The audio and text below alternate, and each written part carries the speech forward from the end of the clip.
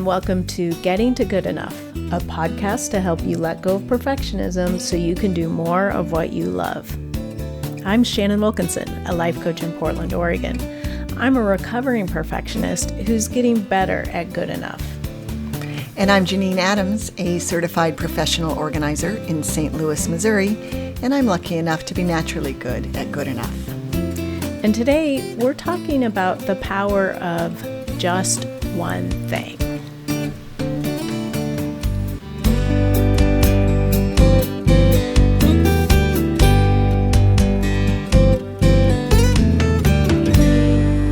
Hey Shannon, how you doing? I'm all right. I am excited because a hummingbird feeder that I put up a week and a half ago was just visited by the first that I'm aware of hummingbird. Oh, that's nice. A little small visitor for you, accepting your invitation. That's very nice. You know, we have to take pleasures in those little things, right? Yeah. Yeah, that's a good thing. Well, and the thing that's really funny is I was very optimistic when I bought the hummingbird feeder because it holds like a quart of liquid, and I've just been putting a little bit in it because I've been having to just dump it out every other day. Oh, right, because you can't leave it in there for too long. Is that right? Yeah. Right. Oh, my goodness. Well, now maybe you'll have to put more in. Oh, that would be exciting. Yeah. Yeah. How are you? I'm okay. I have no natural delights to report from the outside world. I'm just here in my office all the time. And that's good enough. That's right. I did see a baby bunny yesterday, actually, now that I think about it. And that was Where'd you see a baby bunny? I was running across the street. Oh, we almost hit it. Yeah. Oh, yikes. We didn't. We were careful. But yeah, he didn't know what he was doing. Oh. It wasn't a traffic savvy rabbit. I know you don't have rabbits in Portland, right? Like that? Like we do? Not wild rabbits, no. Yeah. You're right. So they're everywhere here, but they usually don't get to see the babies. That's sort of crazy. We do have a raccoon that's taken up residence in our backyard. Oh. That just is like cruising around. Interesting. They can cause trouble. They can be rascals. Yes. Yeah. They can. And we also have a squirrel that is missing most of his tail, but he hangs out a lot in our backyard. And I've named him Bob Manx. Do you always use his first and last names? Yes. Or do you sometimes just call him Bob? Oh, okay. Mike said that he's only going to call him Bob, but I call him Bob Manx. That's funny. I think Mike refuses to call him by his last name because I had to explain to him that Manx cats are tailless. Oh, he didn't know that. He didn't get the immediate reference. No. I think you maybe in front of Mike should call him Mr. Manx. Just to offset the informality of Mike calling him Bob. I like that. Well, so today we are talking about the power of just one thing. Yes, for those of us who are feeling overwhelmed about all the things. Yes. Yeah. And I think this is something that we probably both practiced a bit last week. And the idea of it is that when you're feeling overwhelmed, that it's helpful to just pick one thing to do and do it. Overwhelm is really the feeling like of all the things that need to be done, and the feeling that you're not going to be able to do them, or you don't have the time to do them, or you can't do them. Or you need to figure out what the best one to do is, or the best thing to do is. Right. Yeah, that's a big part of it, I think. And so I know I have been really operating under the idea of just pick one thing. It doesn't matter what it is, just pick one thing and do it. Right. Me too.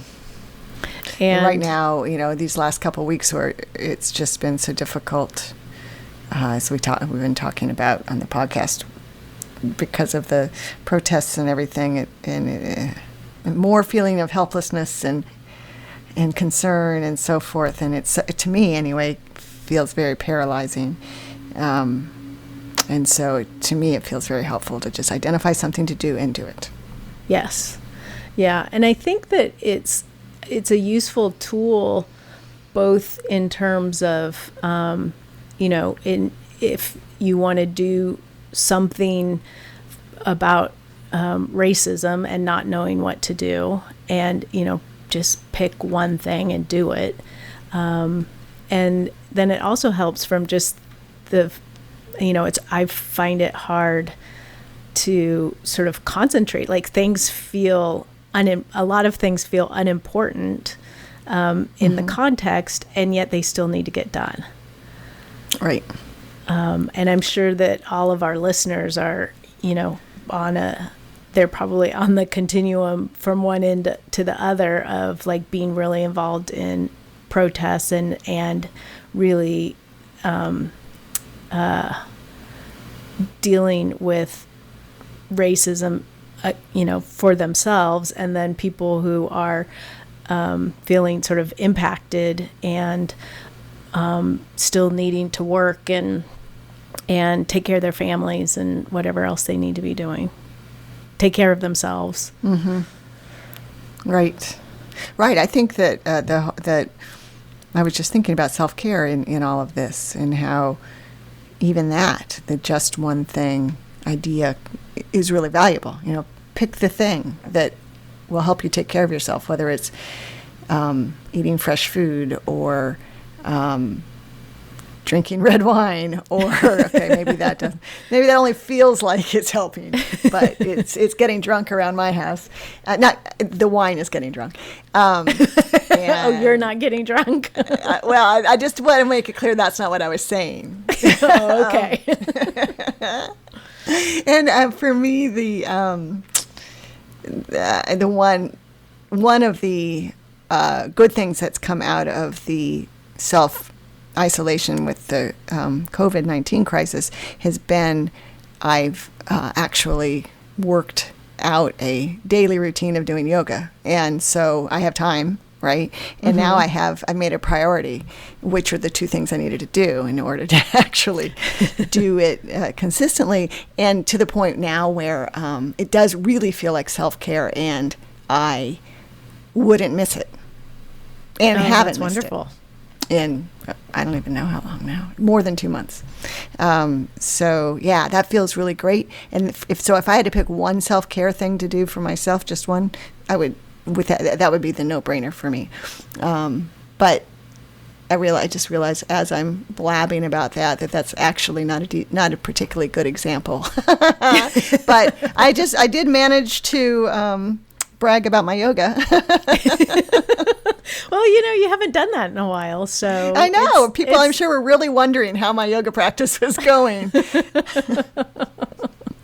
Well, but it is. I mean, that speaks to sort of all the different levels that you can use this for. Like if you're sedentary and not sure where to start, pick one thing, and maybe that one thing is a 7-minute yoga with Adrienne video.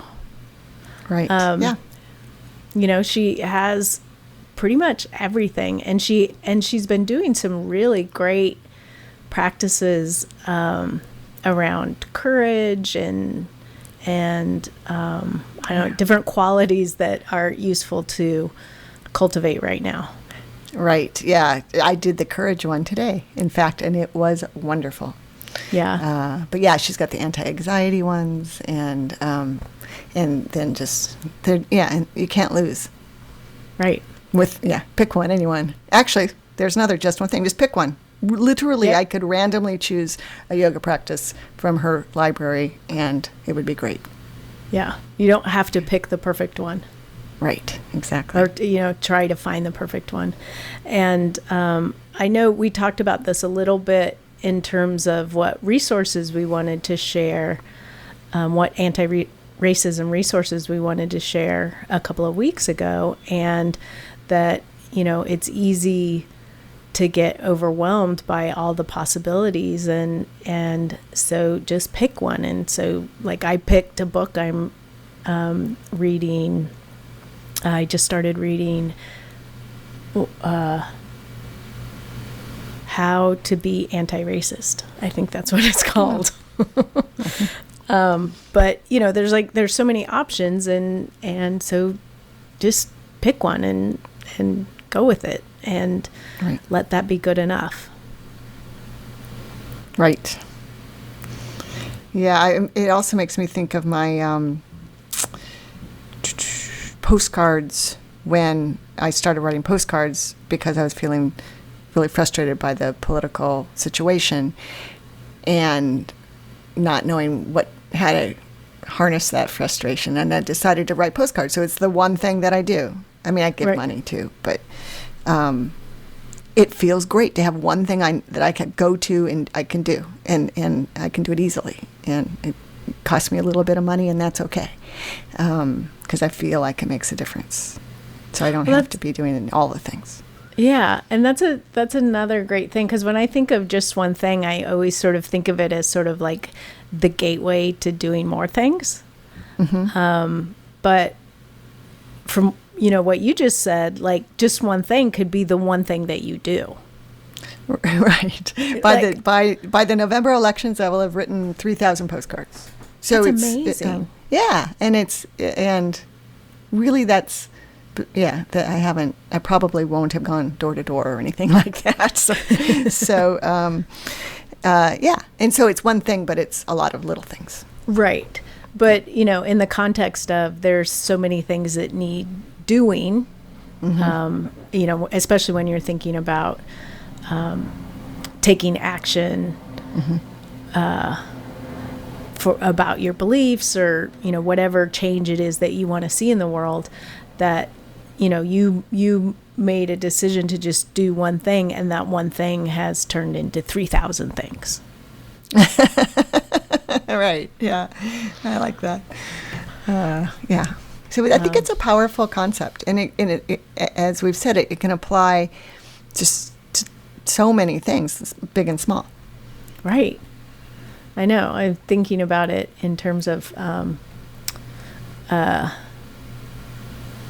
cleaning my desk. I did a major desk clean last week, and it wasn't just, clearing off all the stuff that had piled up on it, and there was plenty, but also sort of clearing off the stuff that I had put on my desk, like an inbox and I had a basket that I was using as an inbox, and I had the stand that would elevate my computer and held pens and stuff, so most of the real estate on my desk was taken up by stuff, and it was feeling claustrophobic to me. It was like feeling like too much, even just having like all the pens, which when I originally put them out, I really loved like having all the different color pens on my desk and stuff. It was just feeling like too much, and so I put them all away, and now I have this nice big white expansive desk, which I am really loving, and helping me have a clearer mind when I sit down to do my work. And it's so easy to get it back every day at the end of the day, right? Because you want that, you crave that big expanse. But when it's crowded with other stuff, and the clear area is small, when you lose a little of it due to clutter, why bother putting it away? Right. Yeah. Right. But I started excellent. With the process by just picking one thing off my desk. It was so overwhelming. It was like, where do I start with this? It was like, just take one thing, just put one thing away, put one thing, find a home for one thing. And I just kept doing that, as opposed to, thinking about the whole project, which, felt like a lot. Right. Which, believe me, I can relate to what you're saying. And it feels so ridiculous, but it does, like, things like that. I don't know if it's like just mirroring your insides. Like I just felt like I could not think straight. Right. And it made a huge difference once you got all that cleared up. Well, plus you had that great sense of accomplishment. Yeah. But then with that clear space, you could actually think a little bit more, right? A little bit better. Yes. Yeah. Yeah, it's powerful. Yeah. And it seems important that that the one thing that we that we do. What am I trying to say? What I'm trying to say is that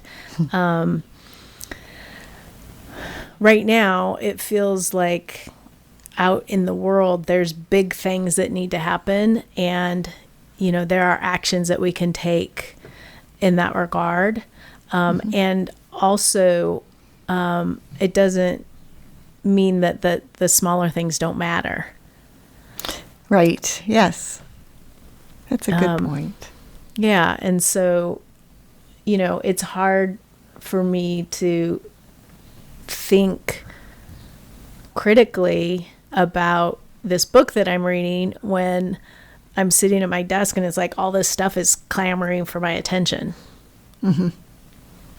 So I feel like it all is layered together, and the, like you were saying before, like, self-care enables you to do other stuff. And, if you work, you need to continue earning an income. If you're caring for your children, taking care of your home, caring for parents, whatever you're doing, those things still need to happen. In the greater context. But isn't it like a Buddhist phrase? Like, it's something like, before enlightenment, chop wood, carry water. After enlightenment, chop wood, carry water. Have you ever heard that? I think maybe, but I can't verify it. Well, maybe we'll look that up. Yes, okay. We'll put it in the show notes. Yeah, but, you get the idea. Yeah. No, I think that's a good point. I mean, it's important to keep ourselves together, right? Yeah. I mean, and this was true in the pandemic. It's true in the pandemic plus civil unrest. It'll be true when all that's behind us, to the extent that it will be. Yeah. And we do everything, and it all happens one thing at a time. Right. Unless we're multitasking, I guess, which we tend to try to suggest people don't do, which I do all the time. Which isn't really multitasking, Janine. I know, there's no such thing as multitasking. It's rapid switching. Right. And it's so ineffective. Yeah. And it's getting more and more ineffective, or less and less effective as I age, without a doubt. Yeah. So worth paying attention to. All right. Do you have anything else to say about just one thing? No, I don't. Yeah. I think just to emphasize the point that, you probably never heard us say this before, but picking one thing as opposed to trying to find the right thing or the perfect thing to do has much more value. Because done is better than perfect. Hear, hear. All right. So we want to hear from you. What one thing are you doing? How do you do this? How do you want to be doing this in your life? You can let us know on social media at on Facebook and Instagram. We're at Getting to Good Enough. On Twitter, we're at GTG Enough. And we're, God, I don't. Whoa. We have a website. Yes.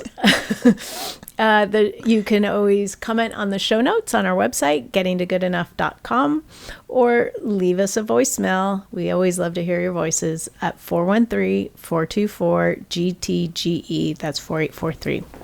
But for now, this is Shannon Wilkinson in Portland, Oregon. And Janine Adams in St. Louis, Missouri. And we hope that good enough is getting easier for you.